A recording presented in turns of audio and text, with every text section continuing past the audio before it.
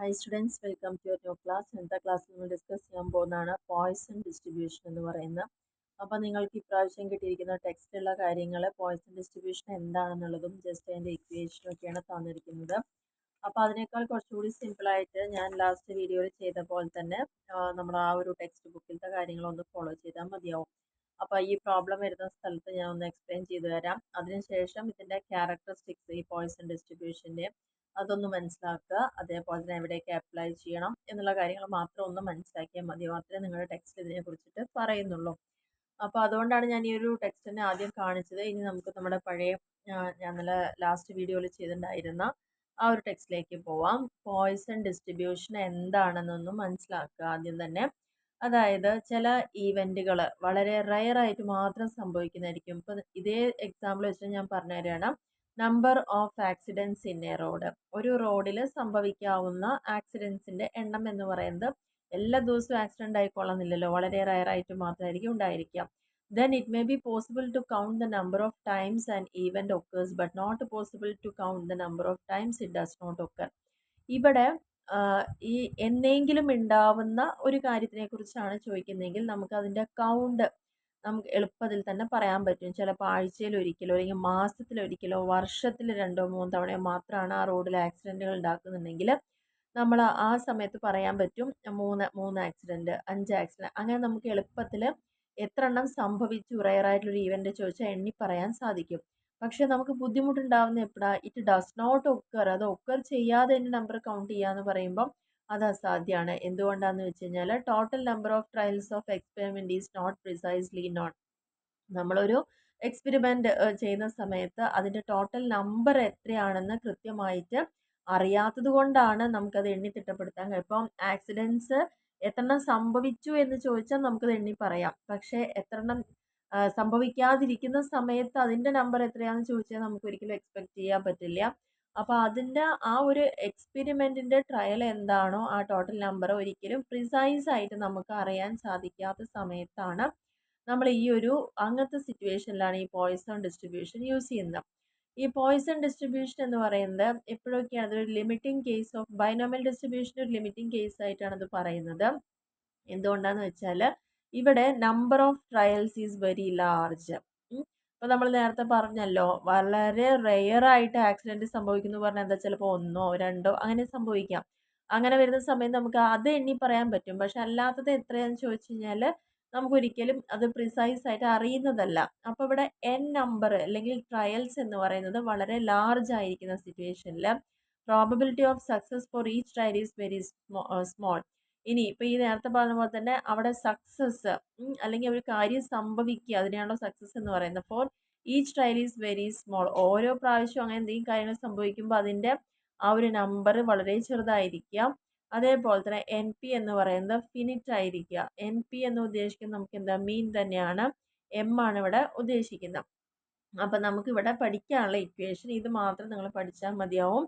P of X equal to E raise to minus M raise to X all divided by X factorial. ഇതാണ് Poisson distribution equation പഠിക്കേണ്ടത്. Okay, E raise to minus എമ്മും M raise to X all divided by X factorial എന്ന് പറയുന്നത്.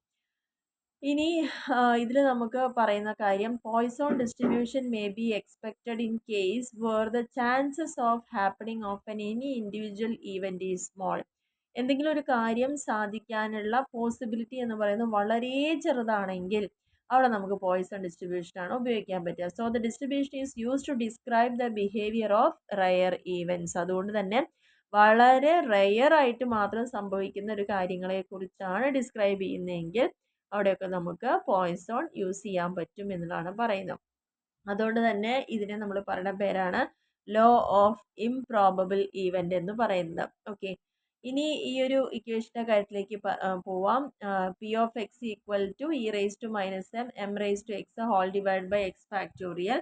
അപ്പോൾ നമ്മൾ ഈ എക്സിൻ്റെ value എന്ന് പറയുന്ന അവിടെ നമ്മൾ കൊടുക്കുന്നത് 0 മുതൽ 1, 2, 3, 4 എങ്ങനെയാണെന്ന് വെച്ചാൽ അത് ഒരു ഇതുവരേക്ക് നമുക്കവിടെ കൊടുക്കാൻ പറ്റും ഈവൻ ടു ഹാപ്പൺ. ഇനി ഇവിടെ നമ്മൾ ശ്രദ്ധിക്കേണ്ട കാര്യം, ഇവിടുത്തെ കേസിൽ എം എന്ന് പറയുന്നത് all the terms of Poisson distribution can be obtained. എത്രയാണോ ആ ഡിസ്ട്രിബ്യൂഷനിൽ വരുന്ന ടേംസ് അതിനെല്ലാം നമുക്ക് എം എം എന്ന് പറയുന്ന ഒരു സംഭവം കിട്ടുകയാണെങ്കിൽ നമുക്ക് അതിൻ്റെ എല്ലാ ടേംസും കണ്ടുപിടിക്കാൻ എളുപ്പമായിരിക്കും. ഈ പോയിസൺ ഡിസ്ട്രിബ്യൂഷൻ്റെ ഒരു പാരാമീറ്റർ എന്ന് പറയുന്നത് തന്നെ എം ആണ്. അതുകൊണ്ട് തന്നെ പോയിസൺ ഡിസ്ട്രിബ്യൂഷൻ്റെ മീൻ എന്നറിയപ്പെടുന്നതും ഈ ഒരു കാര്യം തന്നെയാണ്. ഇനി ഇവിടെ യൂസസ് പറയുന്നുണ്ട്, or importance of Poisson distribution എന്ന് പറയുന്നു. നമ്മൾ നേരത്തെ പറഞ്ഞു ഡിസ്ക്രീറ്റ്, ലാസ്റ്റ് ക്ലാസ്സിൽ പറഞ്ഞു തിയററ്റിക്കൽ പ്രോബബിലിറ്റി പഠിക്കുമ്പം അതിൽ ഡിസ്ക്രീറ്റിൻ്റെ ബേസിസിൽ വരുന്നതാണ് ബൈനോമിയലും പോയിസണും എന്ന് പറഞ്ഞിട്ടുണ്ടായിരുന്നു. എന്തെങ്കിലും ഒരു കാര്യം സംഭവിക്കുകയാണെങ്കിൽ അത് വളരെ സ്മോൾ ക്വാണ്ടിറ്റിയിൽ അല്ലെങ്കിൽ വളരെ റെയർ ആയിട്ടാണ് സംഭവിക്കുന്നതെങ്കിൽ പക്ഷെ അതിൻ്റെ എൻ എന്ന് പറയുന്നത് സഫീഷ്യൻ്റ്ലി ലാർജ് ആയിരിക്കും. ഓക്കെ, അങ്ങനത്തെ സിറ്റുവേഷനിലാണ് നമ്മൾ പോയിസൺ ഡിസ്ട്രിബ്യൂഷൻ യൂസ് ചെയ്യുന്നത്. അപ്പോൾ ഇവിടെ ഇത് പ്രധാനമായിട്ട് യൂസ് ചെയ്യുന്ന ക്യൂയിങ് തിയറിയിലും അതേപോലെ insurance, physics, biology, economics, industry അങ്ങനെയുള്ള ഓരോ കാര്യങ്ങളിലും അത് യൂസ് ചെയ്യപ്പെടുന്നുണ്ട്. ഇനി ഇവിടെ നിങ്ങൾക്ക് പ്രാക്ടിക്കലായിട്ടൊരു സിറ്റുവേഷൻ ഇവിടെ പറയുന്നുണ്ട്. ജസ്റ്റ് ഇവിടെ ശ്രദ്ധിക്കുക, ഒരു മിനിറ്റിൽ വരാവുന്ന ഫോൺ കോളുകളുടെ എണ്ണം, അതേപോലെ തന്നെ ഒരു സൂപ്പർ മാർക്കറ്റിൽ ഒരു മണിക്കൂറിൽ എത്തിച്ചേരുന്ന കസ്റ്റമേഴ്സിൻ്റെ എണ്ണം, അതേപോലെ സ്റ്റാറ്റിസ്റ്റിക്കൽ ക്വാളിറ്റി കൺട്രോളിൽ ഒരു പ്രൊഡക്റ്റ് മാനുഫാക്ചർ ചെയ്യുമ്പോൾ ഒരു യൂണിറ്റ് എടുത്താൽ തന്നെ എത്ര ഡിഫക്റ്റ് അവിടെ ഉണ്ടാവാനുള്ള സാധ്യത ഉണ്ട് എന്നുള്ളത് ഫിസിക്സിൽ പറയുന്നുണ്ട്. റേഡിയോ ആക്റ്റീവ് ഡിസിൻറ്റഗ്രേഷൻ ചോദിക്കാറുണ്ട്. ബയോളജിയിൽ എത്രത്തോളം ഒരു യൂണിറ്റിൽ എത്ര ബാക്ടീരിയയുടെ നമ്പർ നമുക്ക് കൗണ്ട് ചെയ്യുക എന്നുള്ളത്, അങ്ങനെ ഓരോന്നിനും ഇത് യൂസ് ചെയ്യുന്നുണ്ട് എന്നുള്ളതാണ് പറയുന്നത്. ഇനി ഇതൊന്ന് നോട്ട് ചെയ്ത് വെക്കുന്നത് നല്ലതായിരിക്കും. Properties of Poisson distribution. Poisson distribution എന്ന് പറയുന്ന ഒരു ഡിസ്ക്രീറ്റ് പ്രോബബിലിറ്റി ഡിസ്ട്രിബ്യൂഷൻ, അത് നമ്മൾ ഓൾറെഡി പറഞ്ഞ കാര്യമാണ്.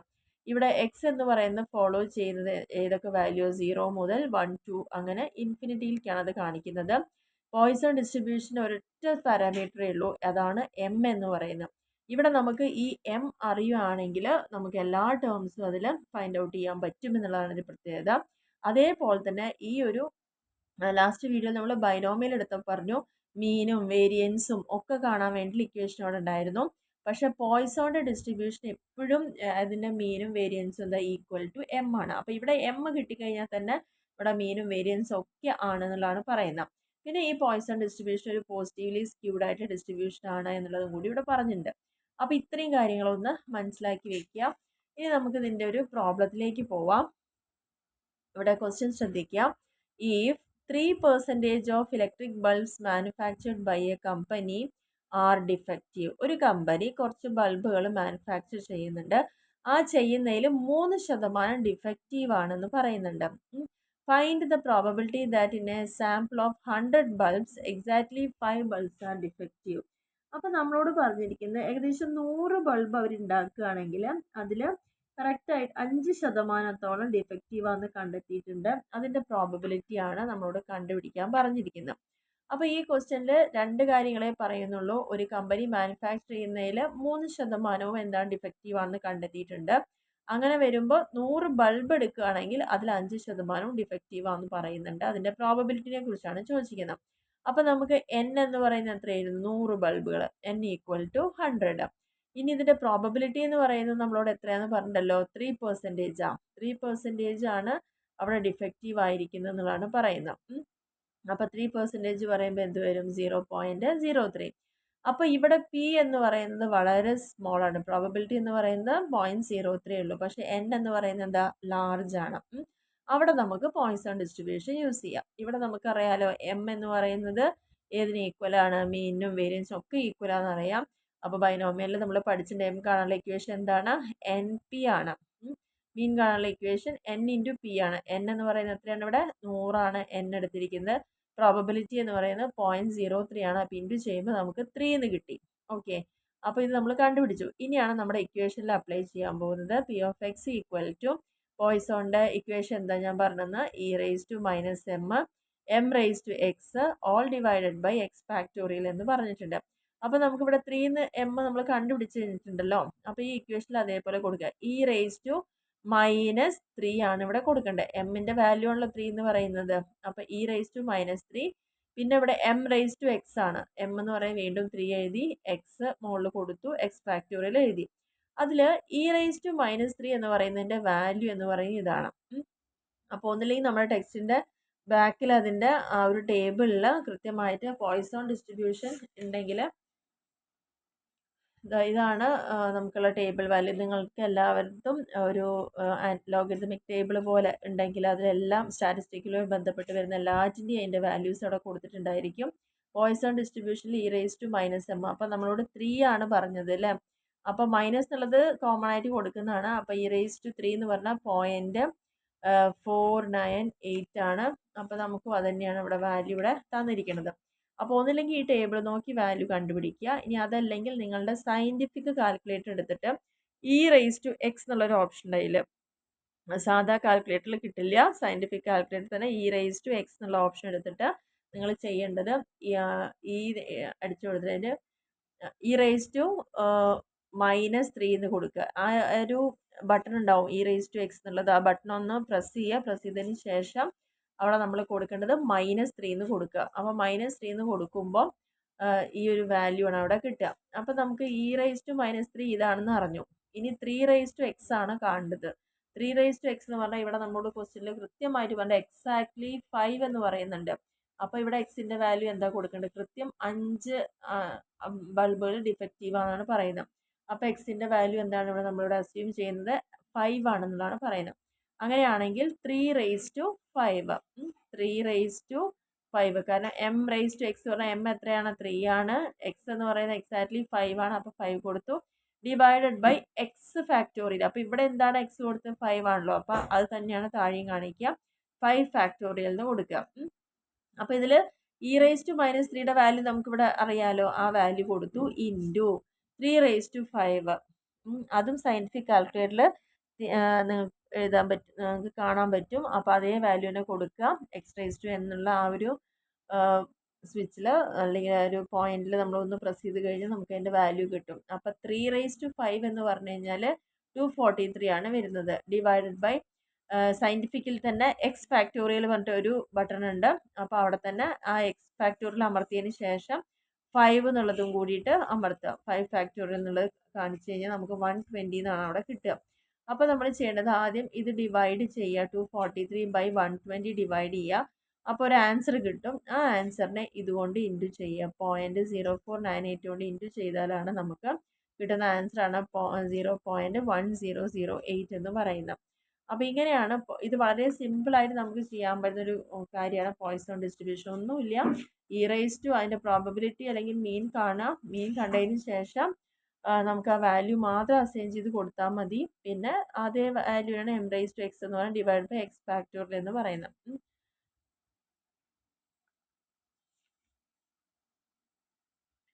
പിന്നെ നമുക്ക് ഇങ്ങനൊരു ക്വസ്റ്റ്യൻ കൂടി വരുന്നുണ്ട്. അപ്പോൾ അതും കൂടി ഒന്ന് നോക്കാം.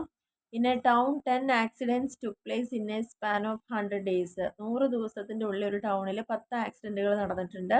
Assuming that the number of accidents follows Poisson. അപ്പോൾ ഈ നടന്ന ആക്സിഡൻസിൻ്റെ പോയിസൺ ഡിസ്ട്രിബ്യൂഷനിലാണ് നമ്മൾ ചെയ്യുന്നത്. അങ്ങനെയാണെങ്കിൽ ഒരു ദിവസത്തിൽ 3 ആക്സിഡൻറ്റ്സ് ഉണ്ടാവാനുള്ള പ്രോബബിലിറ്റി എന്താണെന്നാണ് നമ്മളോട് ചോദിച്ചിരിക്കുന്നത്. അപ്പോൾ ഇവിടെ പറയുന്നുണ്ടല്ലോ ആവറേജ് നമ്പർ ഓഫ് ആക്സിഡൻറ്റ്സ് എന്ന് പറയുന്നത് എത്രയാണ്? 10%. കാരണം എങ്ങനെ 100 ദിവസത്തിൽ 10 എണ്ണമാണ് നടക്കുന്നത്. അപ്പോൾ 10/100 പറയുമ്പോൾ 0.1. അതുകൊണ്ട് തന്നെ m എന്ന് പറയുന്നത് മീൻ എന്ന് പറയുന്നത് എത്രയാണ്? 0.1 ആണ്. അപ്പോൾ നമ്മുടെ ഇക്വേഷനിൽ ഇത് അപ്ലൈ ചെയ്യുക. e⁻−m m⁻x whole divide by X factorial. അവിടെ e⁻−m എന്ന് പറയുമ്പോൾ എമ്മിൻ്റെ വാല്യൂ എന്താണ്? 0.1 ആണ്. അപ്പോൾ e⁻−0.1 എന്ന് എഴുതുക. പിന്നെ 0.1 whole raise to x by X factorial. അപ്പോൾ ഇവിടെ എക്സിന് എന്ത് വാല്യൂ കൊടുക്കും നോക്കുമ്പോഴാണ് ഇവിടെ നമ്മളോട് ചോദിച്ച ക്വസ്റ്റ്യൻ എന്താണ്? ഒരു ദിവസത്തിൽ 3 ആക്സിഡൻ്റ് എങ്കിലും നടക്കുന്നുണ്ടോ എന്നുള്ളതിൻ്റെ പ്രോബബിലിറ്റിയാണ് ചോദിച്ചിരിക്കുന്നത്. അപ്പോൾ അറ്റ്ലീസ്റ്റ് 3 ആക്സിഡൻറ്റ്സ് എന്നാണ് പറഞ്ഞത്. അറ്റ്ലീസ്റ്റ് 3 ആക്സിഡൻറ്റ്സ് പറഞ്ഞാൽ എന്താ? ഏകദേശം 3 എന്നാണ് പറയുന്നത്. അപ്പോൾ അതിൻ്റെ അർത്ഥം എന്താ? 3ഓ 3ൽ കൂടുതലോ ആവാം. അപ്പോൾ ഈ എക്സ് എന്ന് പറയുന്ന ഫാക്ടറിൽ നമുക്ക് എക്സിന് എന്തൊക്കെ വാല്യൂ കൊടുക്കാം? 1 - p into x equal to 0, 1, 2. കാരണം 3ന് താഴെ വരുന്ന നമ്പേഴ്സ് പറയുമ്പോൾ എന്തൊക്കെയാണ്? 0, 1, 2. അപ്പോൾ നമ്മൾ ഓരോന്നിനും ആ വാല്യൂ ആണ് അവിടെ കൊടുക്കേണ്ടത്. 1 എന്ന് പറയുന്ന ആ പ്രോബബിലിറ്റിയിൽ നിന്ന് എന്തൊക്കെയാണ് കുറയ്ക്കേണ്ടത്? P0 കാണണം, P1 കാണണം, P2 കാണണം. 3 എന്ന് പറയുന്നത് ഇവിടെ ഓൾറെഡി ഉണ്ട്. അപ്പോൾ ഈ 3 എണ്ണത്തിൻ്റെയാണ് വാല്യൂ കണ്ടത്. അപ്പോൾ ഫസ്റ്റ് നമ്മൾ എക്സിന് 0 എന്നുള്ള വാല്യൂ എടുത്തു. അപ്പോൾ e⁻−1 തന്നെ എഴുതുക. അതാണ് നമുക്കിവിടെ കിട്ടിയിരിക്കുന്നത്. 0.1 വാല്യൂ മാറുന്നുള്ളൂ 0 ഡിവൈഡ് ബൈ 0 ഫാക്ടോറിയൽ. അപ്പോൾ e⁻⁻1 എന്ന് പറയുമ്പോൾ 0.9048 ആണ്. ഒന്നില്ലെങ്കിൽ ഞാൻ നേരത്തെ കാണിച്ച പോലെ തന്നെ ആ ടേബിൾ എടുക്കുക, അല്ലെങ്കിൽ നമ്മുടെ സയൻറ്റിഫിക്കിൽ നോക്കുക. അപ്പോൾ 9048 എന്നാണ് പറഞ്ഞിരിക്കുന്നത്. അപ്പോൾ ഇവിടെ ശ്രദ്ധിക്കുക, e⁻⁻1 എന്ന് പറയുമ്പോൾ ഇവിടെ കൊടുത്തിട്ടുണ്ട് 0.9048 എന്ന് കൊടുത്തിട്ടുണ്ട്. അപ്പോൾ ആ വാല്യൂ തന്നെയാണ് നമുക്കിവിടെ കിട്ടിയിരിക്കുന്നത്. ഇൻറ്റു 0.1 പറഞ്ഞാൽ 1 തന്നെയാണ്, ഡിവൈഡ് ബൈ 0 ഫാക്ടോറിയൽ എന്ന് പറഞ്ഞാലും 1 ആണ്. അപ്പോൾ നമ്മൾ അത് ചെയ്യുന്ന സമയത്ത് നമുക്ക് കിട്ടുന്ന ആൻസർ 9.48 ആണ് വരുന്നത്. അപ്പോൾ നമ്മൾ 0ൻ്റെ ചെയ്തു. ഇനി നമ്മൾ അതേപോലെ തന്നെ എക്സിൻ്റെ അവിടെ ഏത് വാല്യൂ കൊടുക്കുന്നത്, ഇനി 1 ആണ് കൊടുക്കുന്നത്. അപ്പോൾ ബാക്കി e⁻⁻1 കോമൺ ആണ്, അത് ഒരു തവണ കണ്ടാൽ മതി. 0.1 ആണ് ഇവിടെ കാണിക്കേണ്ടത്. പിന്നെ 1 ഫാക്ടോറിയൽ 1 പറഞ്ഞാലും 0.1 തന്നെയാണ്, 1 ഫാക്ടോറിയൽ പറഞ്ഞാലും 1 തന്നെയാണ്. അപ്പോൾ ഇത് ചെയ്യുന്ന സമയത്ത് കിട്ടുന്ന ആൻസർ ഇതാണ്. ഇനി നമ്മൾ എക്സിന് വാല്യൂ കൊടുക്കുന്നത് 2 ആണ്. അപ്പോൾ ഇവിടെ എക്സിൻ്റെ സ്ഥാനത്ത് 2ഉം കൊടുത്തു, 2 ഫാക്ടോറിയലും കൊടുത്തു. അപ്പോൾ അതേപോലെ തന്നെ നമ്മൾ ചെയ്യുമ്പോൾ കിട്ടുന്ന വാല്യൂ ആണ് 2 ഫാക്ടോറിയൽ പറഞ്ഞാൽ 2 × 1 അത്രേ ഇവിടെ വരുന്നുള്ളൂ. പിന്നെ ഇതിൻ്റെ വാല്യൂ ഓൾറെഡി നമുക്ക് അറിയുന്ന വാല്യൂ ആണ്. 0.1 എന്ന് പറയുമ്പോൾ 0.01 ആണ് വരുന്നത്. അപ്പോൾ ആദ്യം ഇൻറ്റു ചെയ്യുക, ബൈ 2 കൊണ്ട് ചെയ്യുമ്പോൾ നമുക്ക് ഇത്രയും കിട്ടി. അപ്പോൾ നമ്മളോട് ചോദിച്ചിരിക്കുന്നത് അറ്റ്ലീസ്റ്റ് 3 ആവാനുള്ള സാധ്യത എന്ന് പറയുമ്പം 1 ആണല്ലോ പ്രോബബിലിറ്റി എന്ന് പറയുന്നത്. അപ്പോൾ ആ 1ൽ നിന്ന് നമ്മൾ എത്ര കുറച്ചാൽ മതി, 0ൻ്റെ വാല്യൂ, 1ൻ്റെ വാല്യൂ, 2ൻ്റെ വാല്യൂ. അപ്പോൾ ഇതൊക്കെ നമ്മളിപ്പോൾ കണ്ടുപിടിച്ചിട്ടുണ്ട് എക്സിന് ആ വാല്യൂ കൊടുത്ത്. അപ്പോൾ ഇതെല്ലാം കൂടി ആഡ് ചെയ്യുക. ആഡ് ചെയ്യുമ്പം നമുക്ക് 0.9998 ആണ് വരിക. അത് 1ൽ നിന്ന് മൈനസ് ചെയ്താൽ കിട്ടുന്നതായിരിക്കും ഏത് 3ൽ കുറവുള്ള, അല്ലെങ്കിൽ അറ്റ്ലീസ്റ്റ് 3 എങ്കിലും ആവാനുള്ള പ്രോബബിലിറ്റി എന്ന് പറയുന്നത്. അപ്പോൾ ഇങ്ങനെയാണ് പ്രോബബിലിറ്റിയുടെ കാര്യങ്ങൾ വരുന്നത്. നിങ്ങൾ ഇത്ര മാത്രം ഒന്ന് മനസ്സിലാക്കി എടുക്കുക. വളരെ സിമ്പിളായിട്ട് തന്നെ നമുക്ക് ചെയ്യാൻ പറ്റും ഇക്വേഷൻ പഠിച്ചു കഴിഞ്ഞാൽ.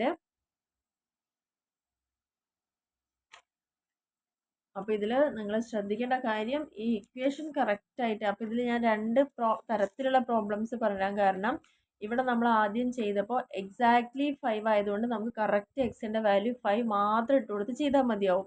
ഈ പ്രോബ്ലത്തിൽ എന്താ ചോദിച്ചിരിക്കുന്നത്, അറ്റ്ലീസ്റ്റ് എന്നുള്ള കാര്യം വരുമ്പം 3 എങ്കിലും എന്ന് പറയുമ്പോൾ അവിടെ ഏതൊക്കെ സാധ്യത ഉണ്ട്, 0 ഉണ്ട്, 1 ഉണ്ട്, 2 ഉണ്ട്, 2 ഉണ്ട്, അത് വരാനുള്ള സാധ്യത ഉണ്ട്. അതുകൊണ്ടാണ് ഞാൻ ഇങ്ങനെ കാണിച്ചത്. എക്സിന് 3 വാല്യൂവും കൊടുത്തുകൊണ്ട് നമ്മൾ ചെയ്യുമ്പോൾ 3 ആൻസർ കിട്ടും. ആ 3 ആൻസർ കൂട്ടിയതിന് ശേഷം 1ൽ നിന്ന് മൈനസ് ചെയ്ത് കഴിഞ്ഞാലാണ് ഇതിൻ്റെ ഉത്തരം കിട്ടുക. അപ്പം 2 തരത്തിലും ചോദ്യം വരികയാണെങ്കിൽ നിങ്ങൾക്ക് അവിടെ എഴുതാൻ പറ്റുന്നുള്ളതാണ് പറയുന്നത്.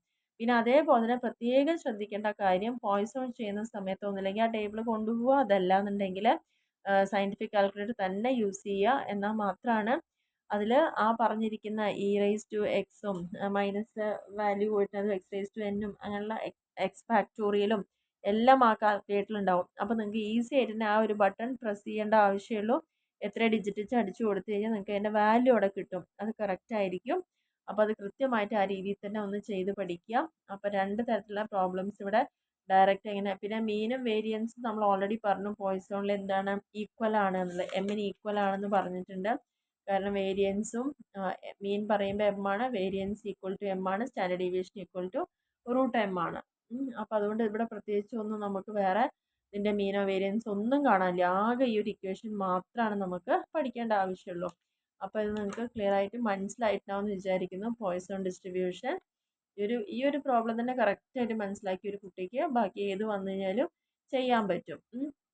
ഇത് കറക്റ്റ് എക്സിൻ്റെ വാല്യൂ ഇക്വേഷൻ എഴുതി പ്രോബബിലിറ്റി കണ്ടുപിടിക്കുക. ആ പ്രോബബിലിറ്റീനെ തന്നെയാണ് നമ്മൾ അത് വെച്ചിട്ടാണ് എം കണ്ടുപിടിക്കുക. എം അറിഞ്ഞു കഴിഞ്ഞാൽ നമുക്ക് എന്തിൻ്റെ വാല്യൂ, എക്സിന് ഓരോ വാല്യൂ കൊടുത്തുകൊണ്ട് തന്നെ നമുക്ക് കാൽക്കുലേറ്റ് ചെയ്യാം. ആ പോയിന്റുകൾ നമ്മുടെ സയൻറ്റിഫിക്കിൽ തന്നെ കണ്ടുപിടിക്കാൻ പഠിക്കാം. ഓക്കെ, അപ്പോൾ ഇത്രയേ ഉള്ളൂ പോയിസണിനെ കുറിച്ച്. അപ്പോൾ ഈ വീഡിയോ നിങ്ങൾക്ക് എല്ലാവർക്കും ക്ലിയർ ആയി മനസ്സിലായിട്ടുണ്ടാവുമെന്ന് വിചാരിക്കുന്നു. Okay, thank you.